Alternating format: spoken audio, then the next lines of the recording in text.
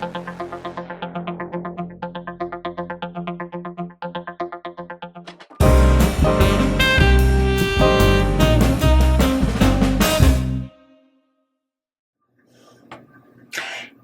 everybody, welcome to TFT, Tarot for Today, Divine Dabblings with Oberon, and me, Banshee.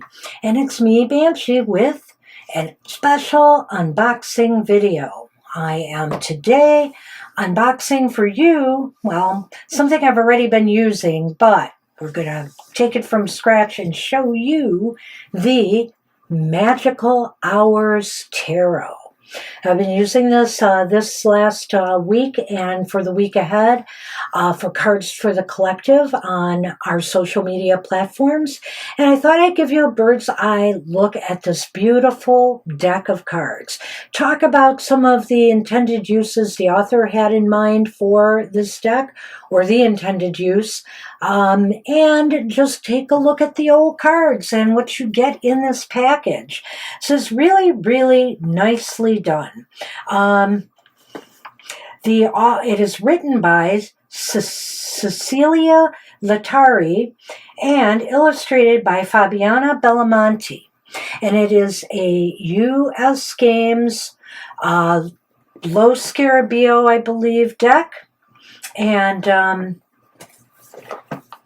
maybe it's not a Lo Scarabeo. Let me double check that for you. No, it's a Vivida, and White Star Publishing. It has been translated from, I believe, from the Italian, because it looks like it was originally published in Milan, Italy, and it is copyright 2025. So I just wanted to double check that, but also show you the box.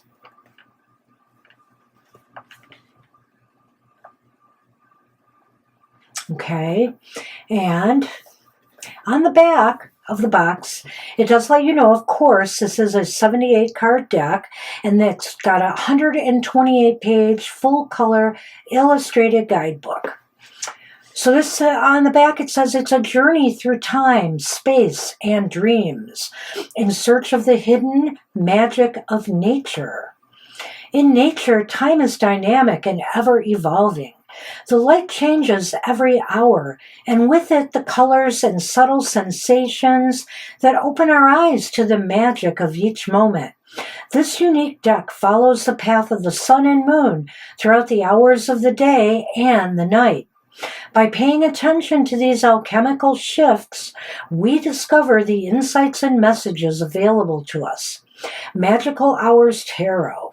So, you know, it's an interesting book, and it's interesting that it talks about time, but yet the authors, I'm not going to read their exact words here, but the creators have designed this so it is not a future predicting deck, according to them. You know, it's really dealing with the here and now. So, you know, in a sense, it's following the cycle of a day and the hours without predicting necessarily future events. Or the cards are aligned that way. And so it's an interesting journey. I'm going to give you a look into that. But here's the booklet. As you can see, it's meaty. And here's the pictures in the booklet, just to give you an idea of what it looks like. There's also some spreads at the end that I will talk about later. So basically, this is the idea. I'm going to just go over it a little bit for you to understand how it's set up. So basically, the major arcana represents a journey, you know, through the day. And so this is it. It starts with, dawn, early morning hours, and traverses through the day. And the major arcana exemplifies that journey, as you'll see as we're going through the cards. I won't be able to relate that because it's not it's not on the cards what the timing is. So I'm going to go over it a little bit with you here. Needless to say, of course, the Fool would be the dawn card.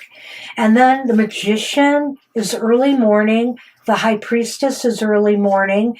The Empress is early morning. Then we switch to morning with the Emperor through the Hierophant. Then we go to mid-morning with the Lovers through the Chariot. And then by strength, we're on noon. The Hermit through is midday. The Wheel of Fortune is early afternoon. Justice is early afternoon.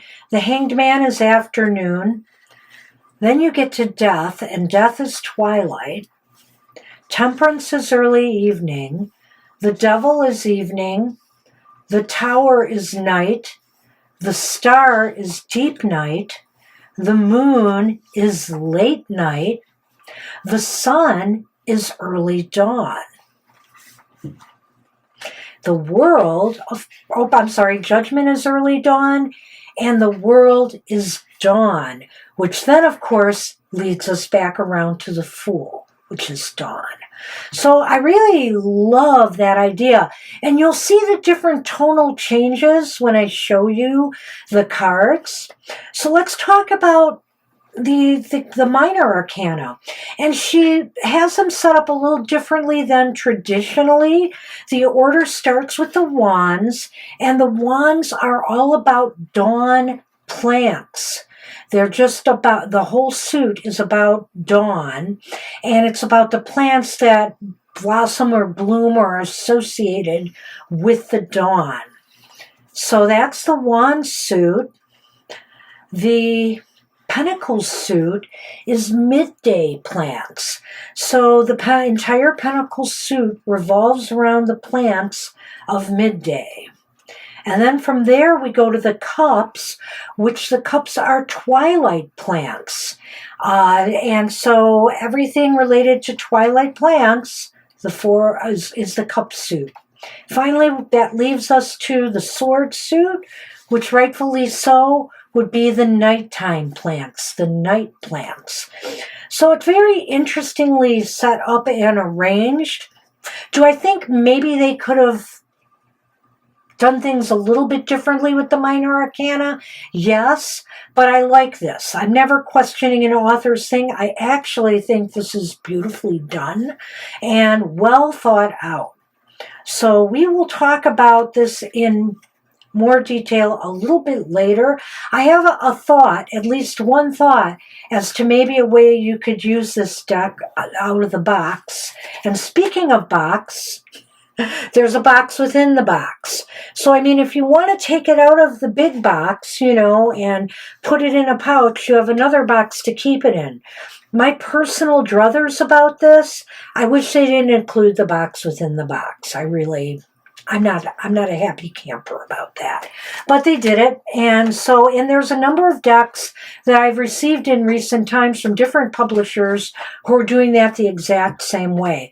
So I don't know if other people have asked for this, but this is the way they're packaging it now. So it takes a little bit more to get to the cards if you're keeping it in this box. Okay, let's get started and take a look at these beautiful cards. Let's start with Dawn and the Fool. Remember, this is going to be about the times of day. And pay attention to how things start to shift and lighten or change the color, the background tones, based on the time of day, particularly with this major arcana. Let's have a look at the Fool. A very beautiful card. And yes, they are definitely within the Rider-Waite style, so of interpretation and imagery. So we have the Magician.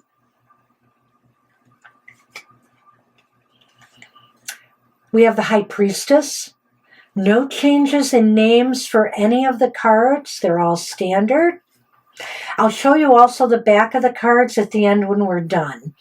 Beautiful background, backs to the cards. And here we have the Empress. the Emperor, the Hierophant,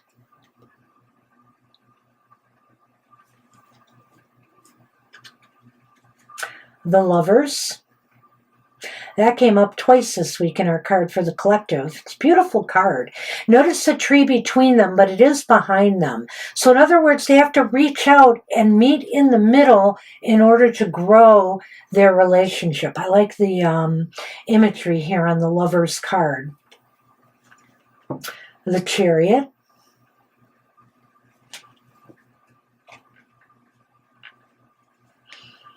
Strength,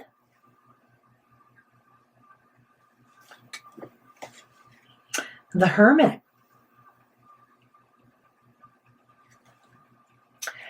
I like that card. Always looking at the Hermit card. The Wheel of Fortune. Everybody has their favorite cards in a deck they like to check out, and it sometimes makes or break whether they will buy the deck or not. Justice.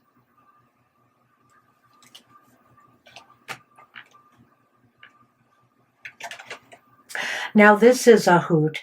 It's the Hanged Man, and the woman is pouring tea upside down. I think it's kind of awesome.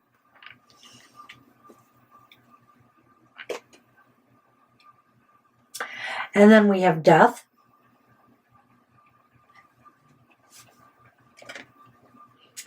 Temperance.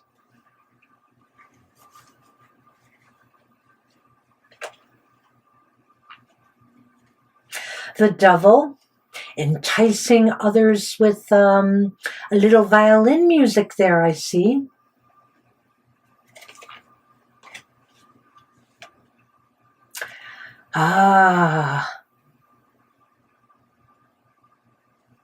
It's a real interesting representation of the Tower card. It looks like, showing that, maybe you had more to do with the Tower collapsing than you're willing to admit. Some might look at that as external circumstances, of course, playing a role as well. I can't argue with that. The beautiful Star. I think it's really interesting here to see her dress, and actually it looks like there is water there and a boat. I like that. So you're moving towards hopeful times. The Moon.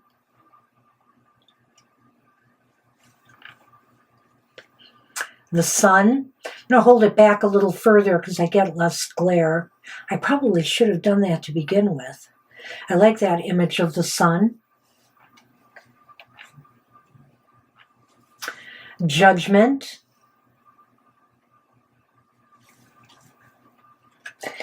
And the World. A successful bloom. Okay, and then they go to the Wand Suite, which of course was the Dawn plants. There's the Ace of Wands.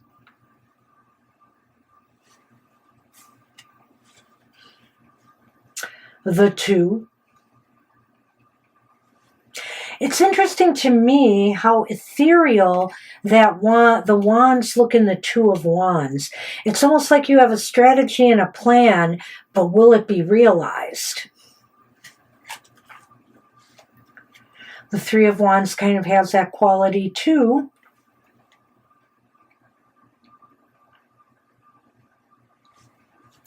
The Four of Wands, which looks a little bit more tangible there. I don't know if you can notice that. And a happy balloon celebration going on, I guess.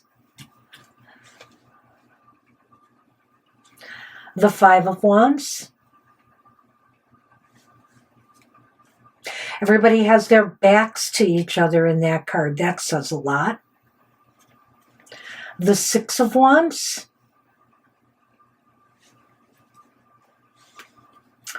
The Seven of Wands.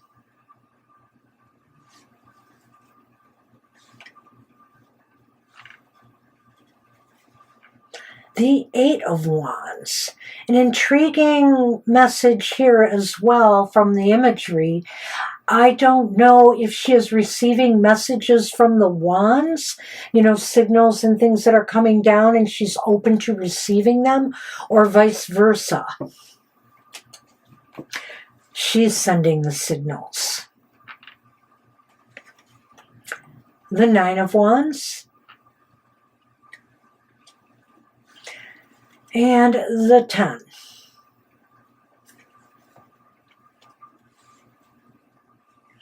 The Page.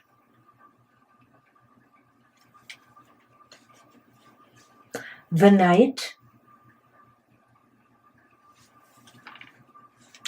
Gotta have that cat, I say.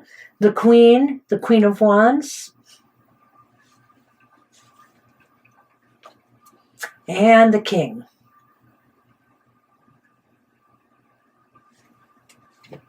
All right, let's go to the Pentacles. The Pentacles start with the Ace, and we've got the Ace of Pentacles right here. The Two of Pentacles. Try to balance it on a very precarious rock there.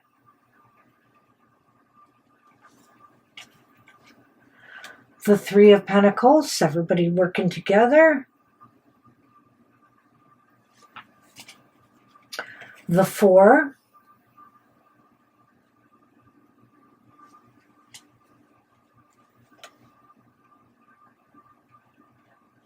The Five of Pentacles. That's a real interesting image there. I mean, there's light in this image, which is interesting, but a ship that's far in the distance, and either they've been left stranded on that little rock there holding out. Will the ship come and rescue them? Interesting card. The Six.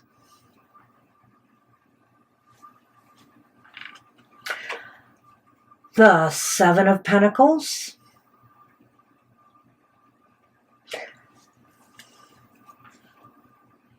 Wow, that's beautiful. The Eight of Pentacles. You know, it's just really an interesting card with the artist here watching as her work comes to life. I really like that. The beautiful Nine of Pentacles.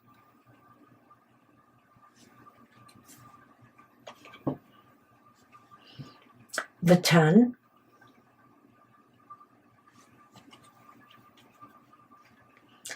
The Page of Pentacles.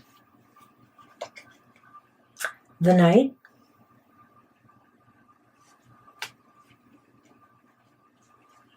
The Queen of Pentacles. And the King. Okay, I believe these are the twilight plants. They're the cups.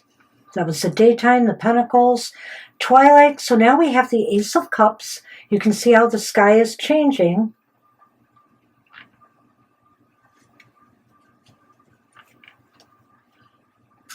The Two of Cups, the harmonizing of, you know, people who are different and unique coming together in harmony.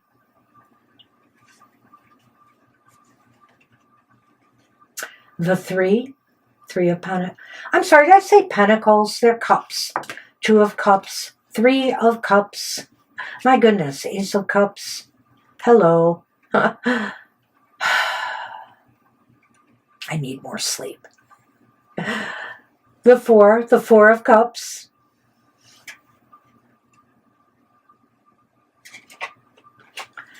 We have the Five. Well, the cups aren't spilled. They may have spilt over. It looks like there is a mess there. They actually look like they might be a little bit broken too, a little bit cracked. So giving you that sense of some loss.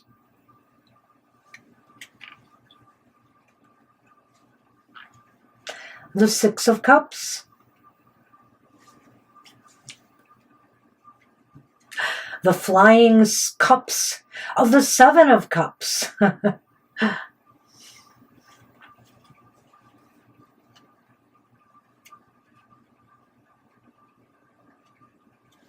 The Eight of Cups. Being carried away by your dreams, you know, being whisked away to pursue higher things. I like that. The Nine of Cups. Do we have enough cups of tea? We should be satisfied, I think. I like that.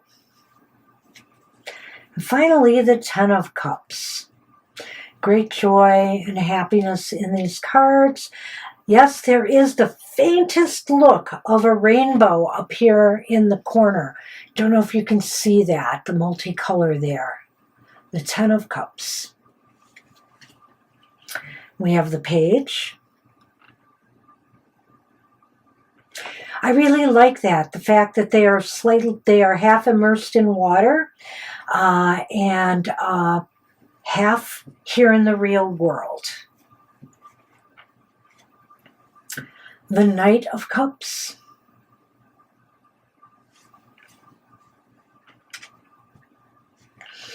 The Queen of Cups. And it was pointed out in the book, I happened to notice that this cup is the only closed cup in the cup suit. She's got it closed because she contains the mysteries. It's very much about the Queen's intuition, this deck. And here is the King of Cups.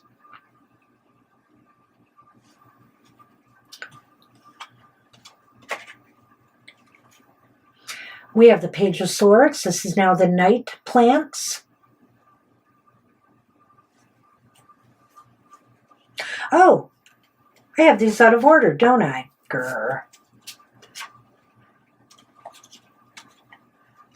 Well, my apologies there. I meant to put those on the bottom. Let's begin at the beginning of the sword suit. The Ace of Swords is upright. Notice in each of the aces, somebody is, I believe, is wielding, you know, the particular icon of the suit. So it's not just an disembodied hand or just the image itself. It's a person holding it. And here we have the Two of Swords.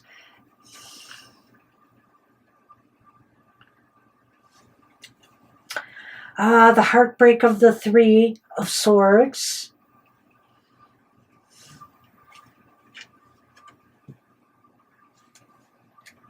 The Four of Swords. Oh, yes. The Five of Swords. And you know, this is an interesting interpretation of this one. You know, you've got somebody here who's obviously, you know, the victor in this battle.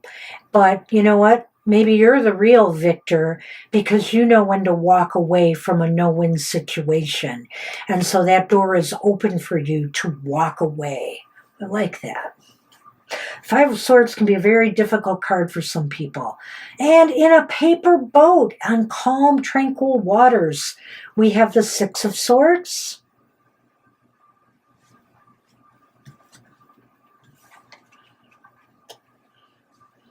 We have the Seven of Swords.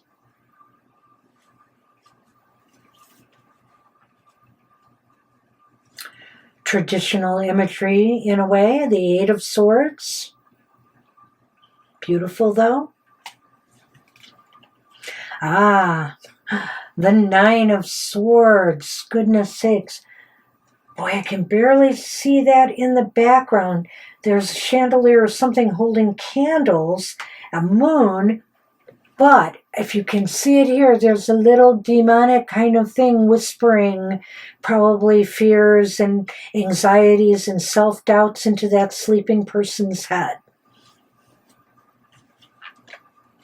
And then traditional pincushion-like image in its own way of the Ten of Swords. Now back to the page. We got the page. Here's the Page of Swords. I might have gotten confused and thought that was the ace because somebody has the sword. You know, there's always somebody with the image of the icon in the aces. And here is the Knight.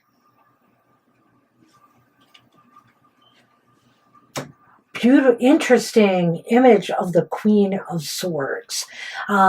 She not only has there's a focus on her face, but mostly on her hands and those eyes there. It's just, it's very interesting. I still want to work on studying this Queen of Swords more. I really like that. And then we have the King of Swords. And that's it. And here is the beautiful backs of the cards. So, if you read upright and reversals, you won't be able to tell what's up, what's down. It's not going to throw you off. So there's that element to it. And the cards are beautiful. They're magical. I love them. There's just such... I've always felt there's such magic in every day, in the turning of the hours, in the way that the sun moves around us and the moon rises, the sun sets. All of that is just really nicely embodied here. I'd say, it's about time somebody really tried to put the tarot into that kind of framework. And so I give them kudos for that. I really do.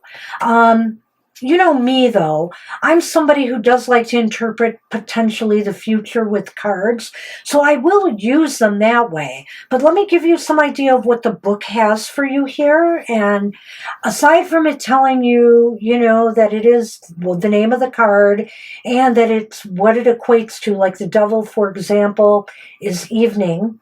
It gives you an interpretation, an individual interpretation for the whole card. No upright reversed, it's just one description.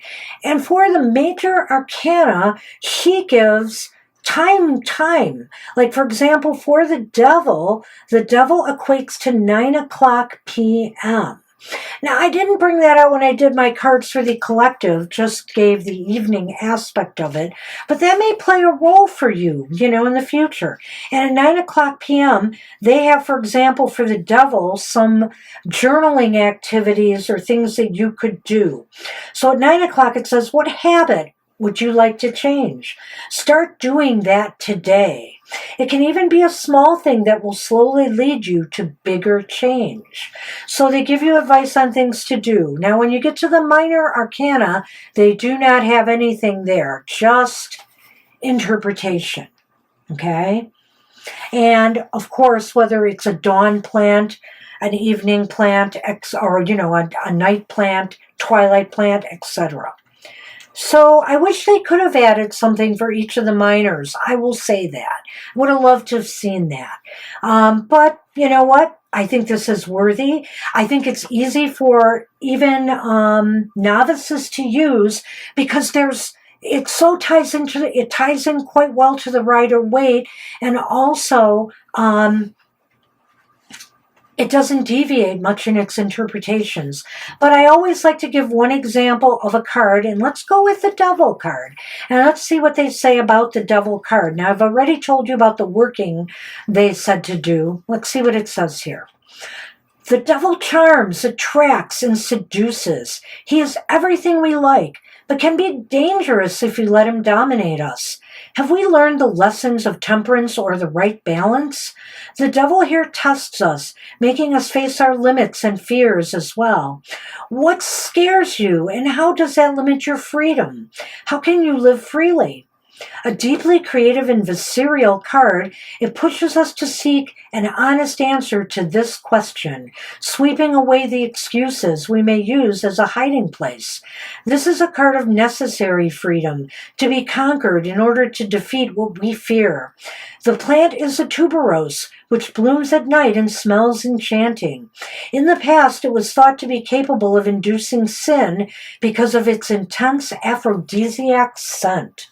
So see how they tied that in? That's very interesting.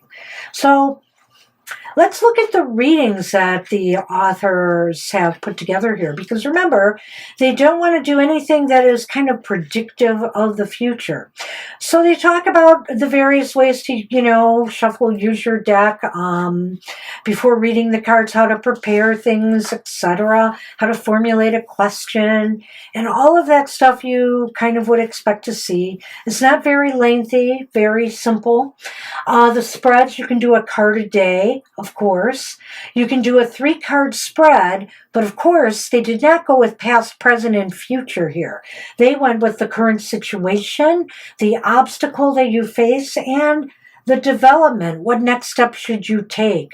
But it's not really predicting a future.